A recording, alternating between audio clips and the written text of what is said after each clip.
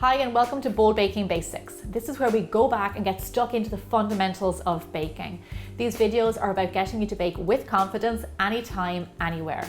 How to make cream cheese is one of my biggest Bold Baking Basics videos with tens of thousands of shares. So of course I got loads of requests asking to show you how to make mascarpone at home. It is really simple and you can use it in my tiramisu recipes and on my mushroom mascarpone pizza. As always, the recipe can be found on biggerbolderbaking.com along with all of my other basics recipes. Okay, let's get started with our cream.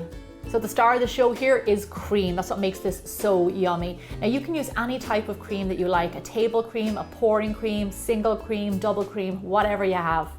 All I'm going to do now is pour this into a heavy bottom saucepan. Now we're going to turn this on to a medium heat and wait patiently until it comes to a simmer.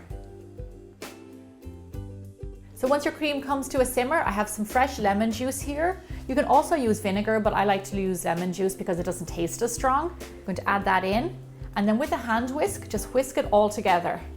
If your cream bubbles up, turn down the heat a little because you just want it to simmer gently. So here's what we're looking for. We want this mix to get nice and thick. So every so often with your whisk, just give it a bit of a stir, make sure it's not burning on the bottom. But what we're going to do now is play the waiting game. We're just going to hang out, be patient and let it thicken. So while that's simmering away, let me drop a little bit of knowledge on you.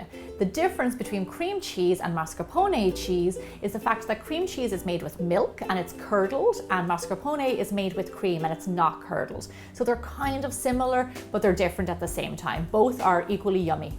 So this has been simmering for around 13 to 15 minutes or so. It's gotten really nice and thick, and here's what you want to see. Put in a spoon, and if it coats the back of the spoon, that means it's ready. It's gotten nice and thick, it's reduced down a good bit. It is perfect. So I'm going to turn it off the heat, and then I'm going to bring it over here and put it in my ice bath. Now the reason we're going to do this is because it cools it down nice and quickly. So now the next step for making our mascarpone is that we have to strain it. So here I have a sieve, a bowl, and some cheesecloth. Now I'm going to put a link on my website of where you can buy this, but honestly you can actually use a very thin clean tea towel as well, and that will work well. Now all I'm going to do is take my mascarpone nice and cold and pour it into my sieve. So there you go. Now all the hard work is done. All we do now is wait. We're going to put this in the fridge for a minimum of 24 hours.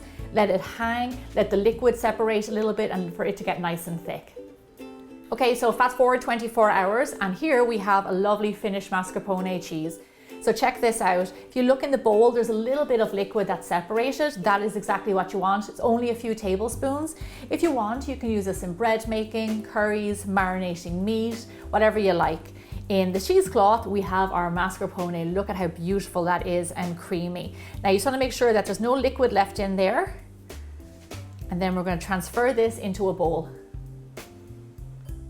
So now you're probably wondering, is this the same as store-bought? Well, I'm going to let you in on a little secret. It's even better than store-bought. It's made with good quality ingredients, it's going to taste absolutely amazing. Now you want to pop this into your fridge and keep it in there for a maximum of 5 days. Head over to my website right now and you can find recipes of where to use this mascarpone cheese. I'll see you back here really soon for more bigger, bolder baking.